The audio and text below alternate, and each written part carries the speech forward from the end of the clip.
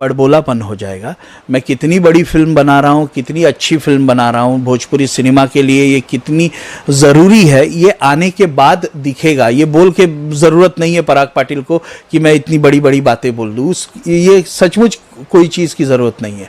मैं इतना जानता हूँ कि भोजपुरी सिनेमा और भोजपुरी थिएटर्स के लिए मैं एक फ़िल्म बना रहा हूँ जो बहुत ज़रूरी है।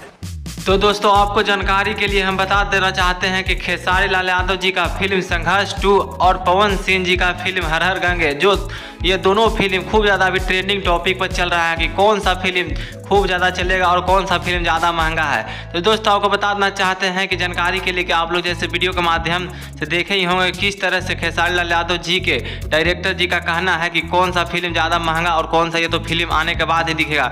लेकिन दोस्तों, आपको बता देना चाहते हैं कि पवन सिंह की फिल्म हर हर गंगे के बारे में, जो कि जिस फिल्म का शूटिंग जो कि ज़्यादातर बनारस में हुआ है, और इस गाने का शूटिंग जो कि नेपाल में हुआ है। और दोस्त, वहीं पर खेसारी लाल यादव जी का संघर्ष 2 फिल्म की बात किया जाए, जिस फिल्म की शूटिंग जो कि थाईलैंड जो कि बैंकॉक में पड़ता है, और वहीं पर इस फिल्म का शूटिंग हुआ है। और दोस्तों, वहाँ के बाद जो कि खेसारी लाल यादव जी का अब यहाँ का शूटिंग जो कि गुजरात में होने वाला है। इसके बाद डायरेक्टरों का कहना है कि इस फिल्म का और अगला शूटिंग हो सके तो अगला देश में ही होगा।